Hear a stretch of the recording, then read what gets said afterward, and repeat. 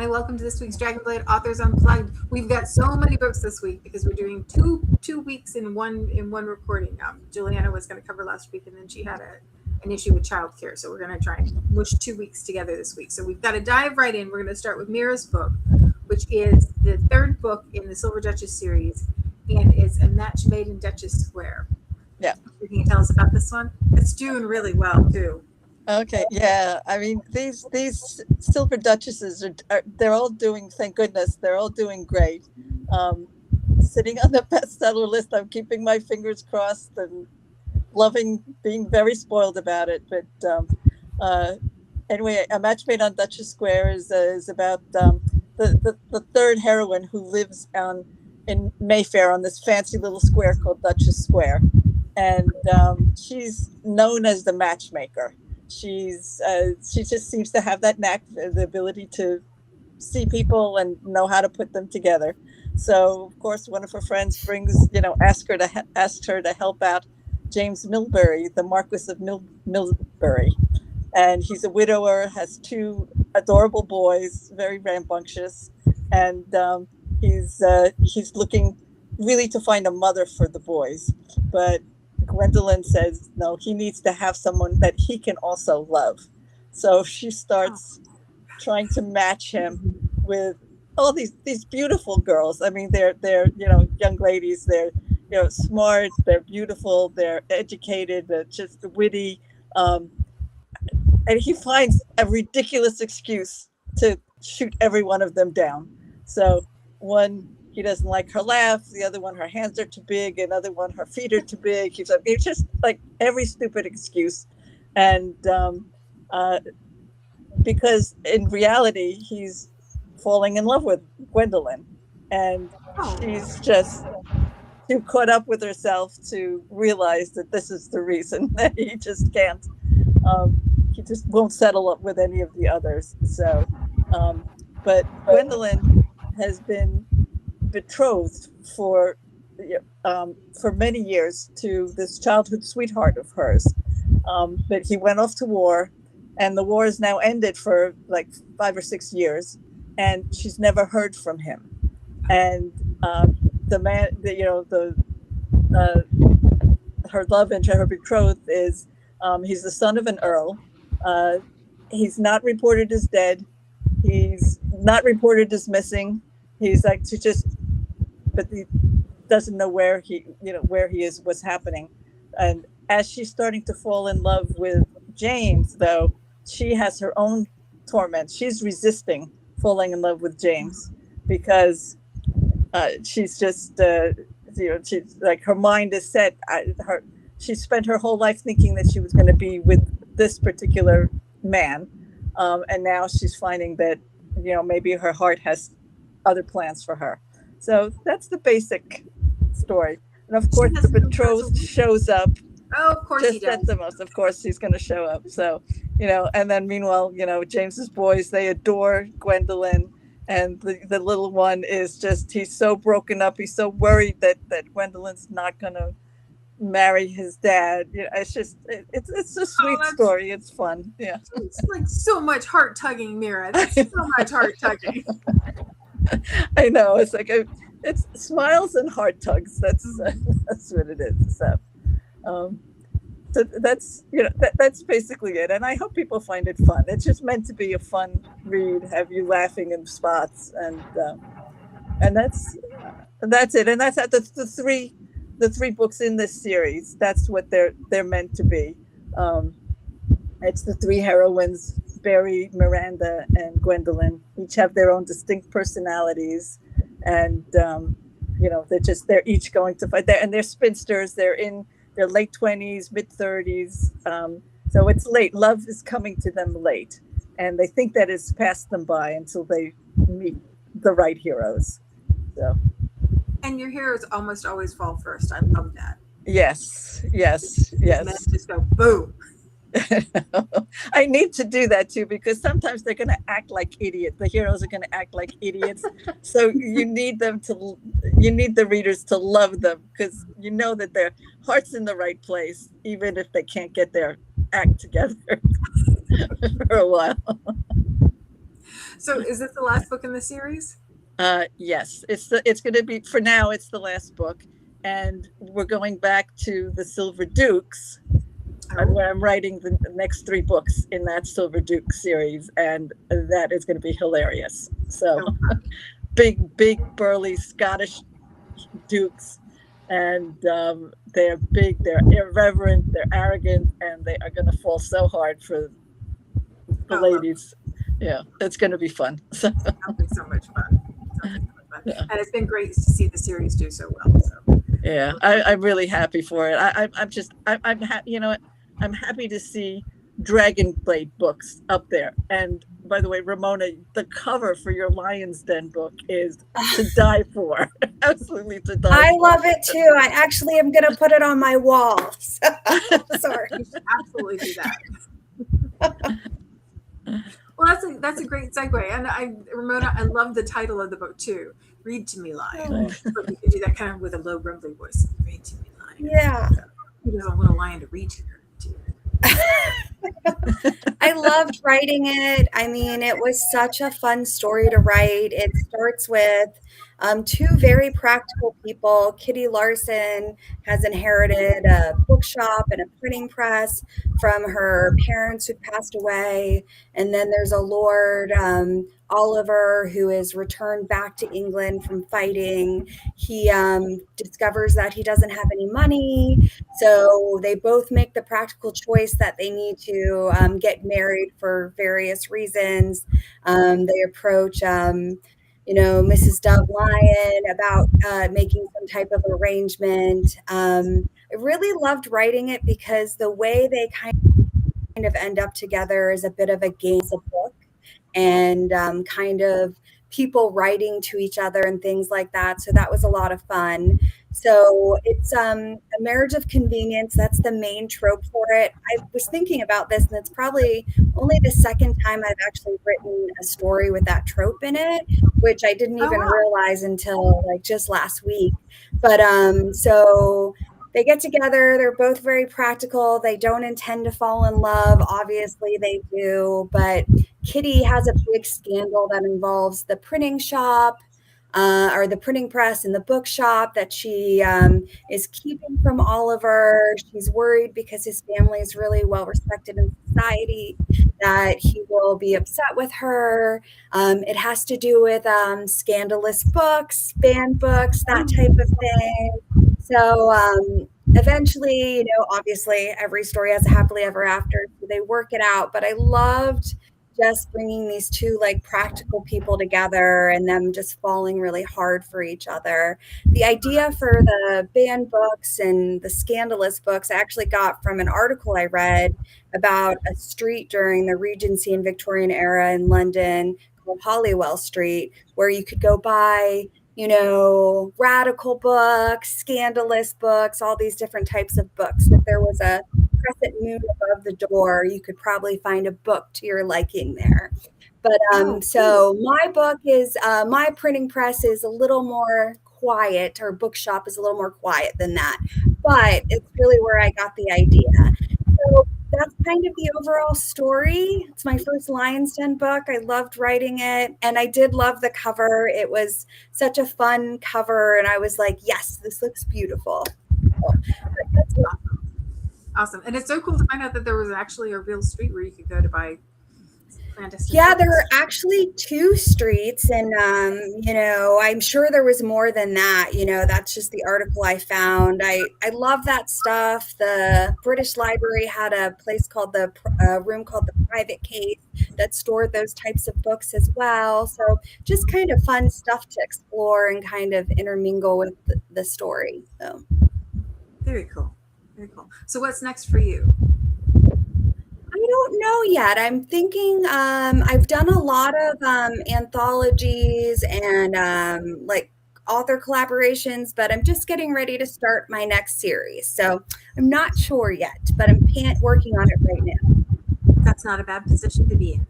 When No. Everything's new and fresh, trying to figure things out. You mentioned people when we were talking that you garden, and I think that there's something about like starting a new series that's like the springtime garden before the weeds have gotten Yes.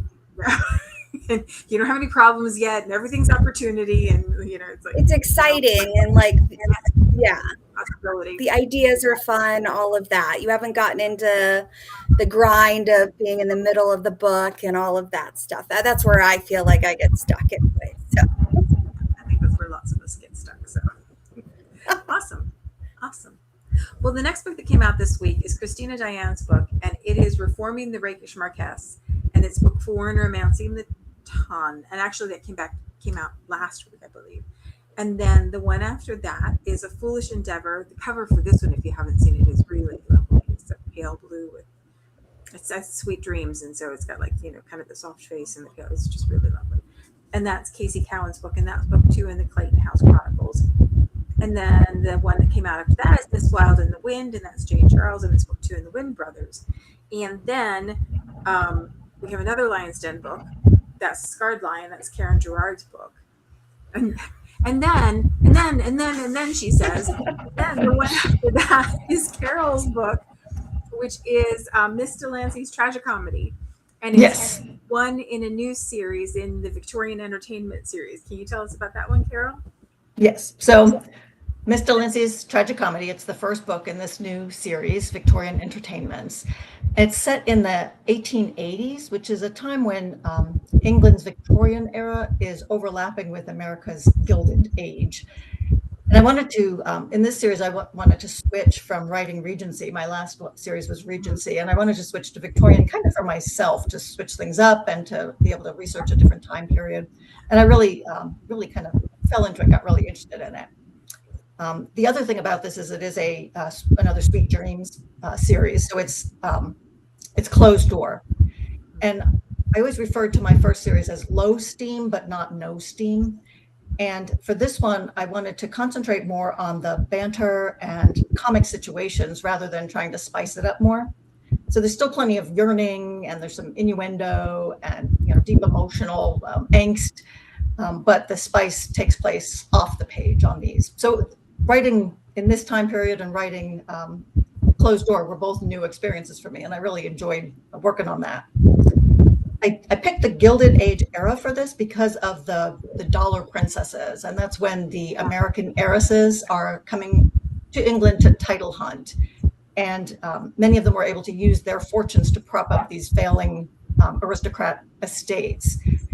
And I think really that's something that happens more in fiction than it did in real life. It's because it's such a great it's a great plot device, but it actually did happen. I get this and you get this, and then to get there, right. And it did happen. There were American countesses and American duchesses, so it did happen.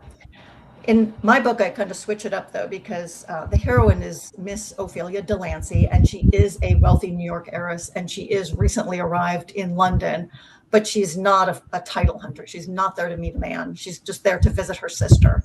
And her sister was a dollar princess. Her sister did marry an earl. So they're moving around in those aristocratic circles, but Ophelia is not interested in finding a husband.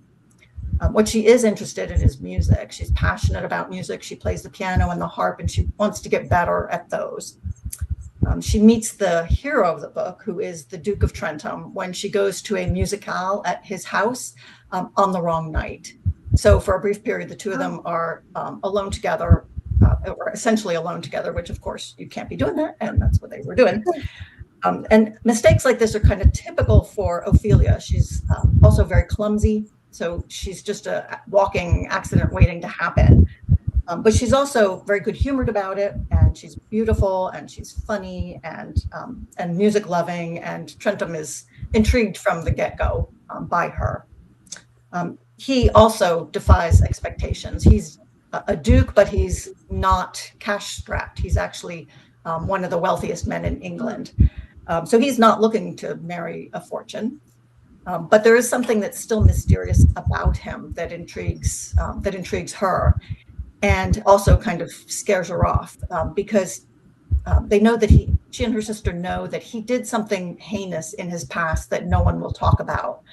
And there are peers who still won't receive him in their homes. And he's trying to salvage his reputation, but he kind of goes about it all wrong and just keeps digging the hole deeper. Trenton's closest friend is the Earl who married Ophelia's sister. So they're thrown together a lot. We've got some forced proximity in there just because they're friends and they hang out together.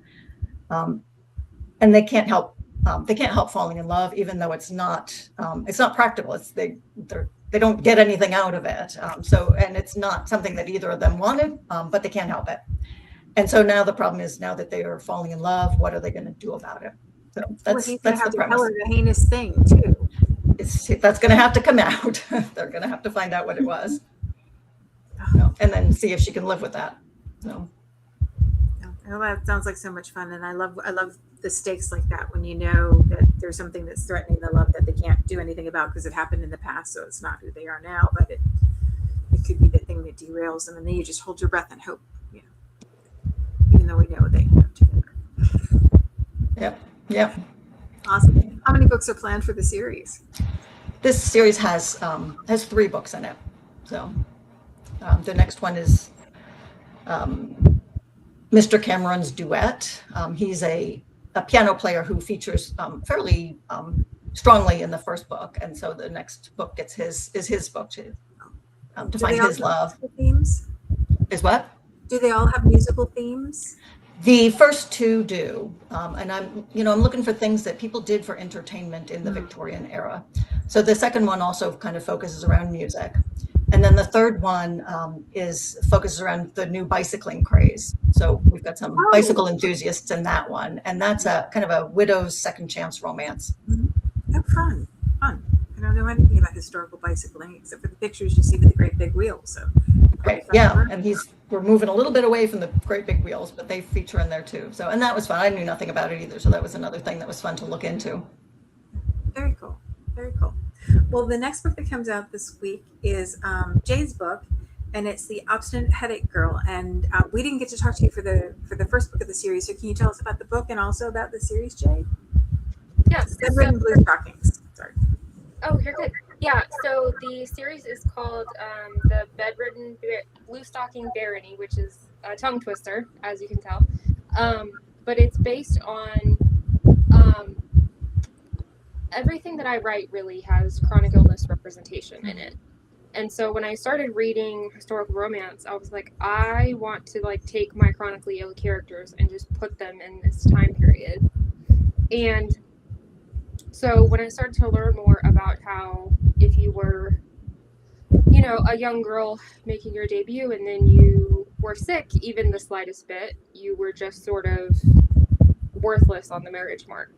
And so I found that really interesting, and I started with Della, who is the daughter of a viscount, and she was sent to her family's country estate because she sort of got sick and stayed sick.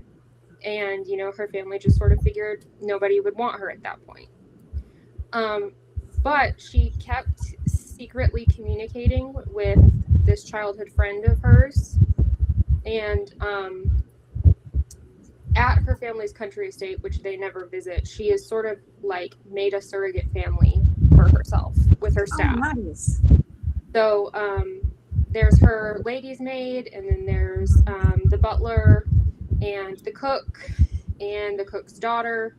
And, we learn pretty early on in Della's book, which is book 1, that her birth mother, who passed away when she was very young, was actually the daughter of a baroness. And in Scotland, where titles and land can pass down the female line. Hot dog. It's been right. It's been in a trust for so long because they have tried to keep it from her because it makes money and they don't want her to have it. And so we would like for her to have it. Exactly.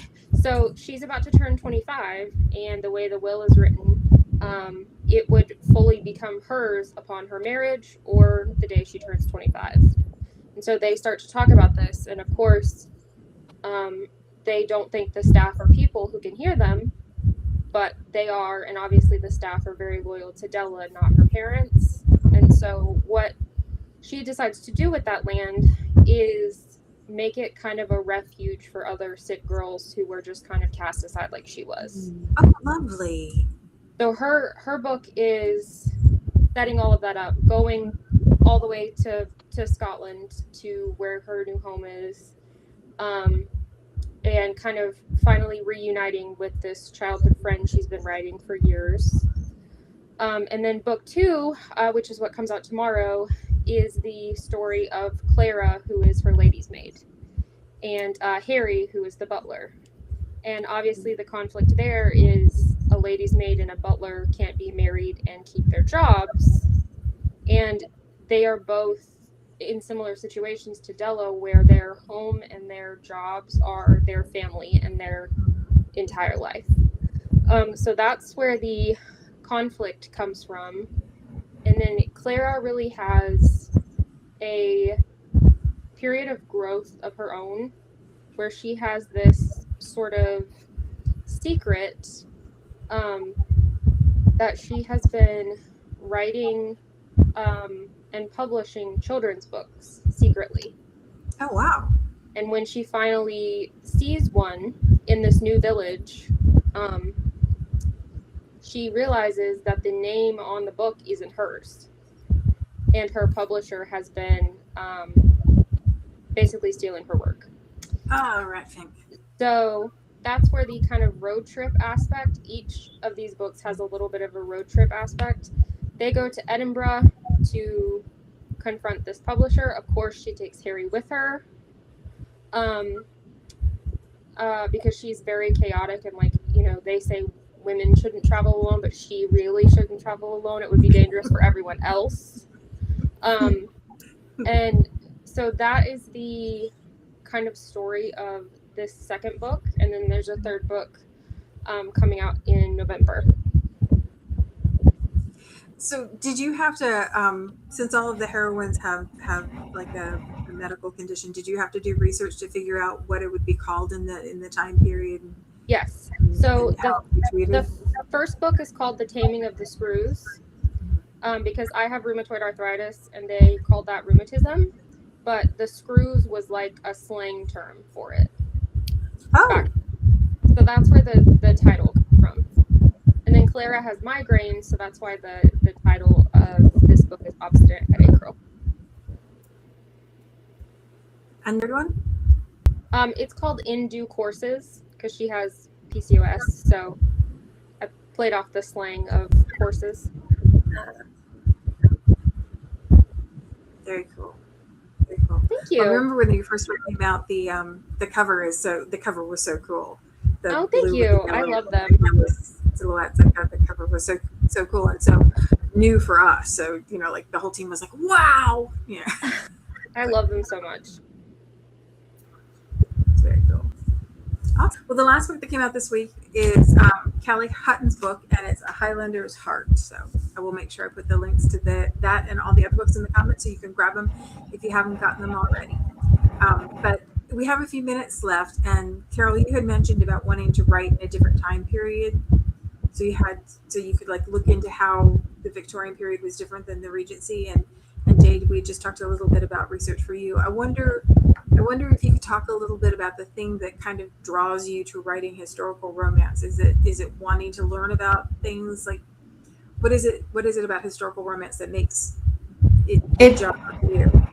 Yeah, I mean, I love doing the research. I love digging into the mannerisms and the food and the clothes and everything, and also the politics of the situation, you know, and because it is very different from today, and so when I am researching to write a new book, I do like to switch it up a bit.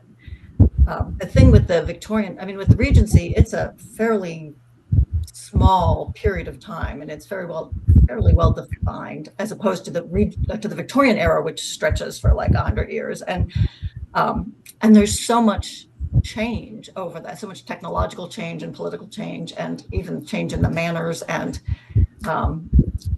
the ruling class is kind of slipping, kind of thing. So it's a lot harder to pick a period, and if you look up Victorian, bathrooms, it depends whether you're early or late, and it changes very, very quickly over that time period. So there's just a lot to work with.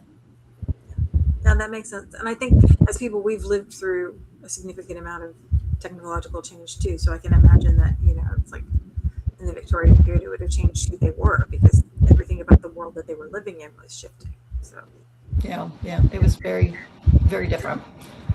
So Ramona, what about you? How do you like to research?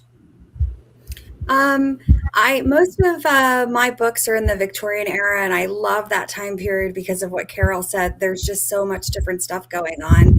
But I do think my favorite part is the tech side of it. I love like the steamships and the rail lines and the telegraph and all of that. Like my poor husband, I think I've talked to him about the telegraph more than he's ever wanted to in his entire life. Like he is like, I don't need to hear this anymore. Like for a while I was like enthralled with it. But I think for me, like I generally try to when I'm researching, normally it's because I'm reading something. One time I watched an article about what they called the first bank heist in the United States, and that gave me an idea. And I was like, oh, I could have someone whose dad stole this money and it's been missing and blah, blah, blah. So the research to me is one of my favorite parts, and it's normally where I get like my idea for a story. So yeah, that makes sense. What about you, Meara? I'm constantly going down rabbit holes. But my heart really is in that Regency period where I'll kind of push it into the Victorian, but not to the point where the trains are coming. They're starting to build the rail lines, or starting to get the wireless and things in. Although I could very well write the second generation of the children of my heroes and heroines, but I just find that I love writing in that little kind of 1810 to 1830 spot. That's like a sweet spot for me, and I just enjoy it so much. So. Yeah, that makes sense. So you have very specific rules that you have to follow, and that gives you a structure for how you build the story, because people can't just go running around doing everything, like being alone together and stuff. Yeah. It's just I find that the Dukes in that time, they're like the billionaire bachelors of today. They're like the rock stars, and I just love writing them and making them look fall helplessly, come in and like they've got it all under control. Nothing, nothing's going to phase them, and of course they're going to fall in love and be completely phased. So yeah, I can see the appeal of that, because you get to take these characters that are normally used to being very steady-footed and have them tripping all over themselves. Yes. So I know that you write a lot of He Falls First, and Ramona, you said that this was your first marriage of convenience. Do the rest of you have tropes that you particularly like, or things that you lean into when you go to plot a series? I definitely love Friends to Lovers. Like the first two books in this series are Friends to Lovers. That's not intentionally, but it's just kind of the way I start a lot of different stories. It just kind of makes the most sense to me, I guess.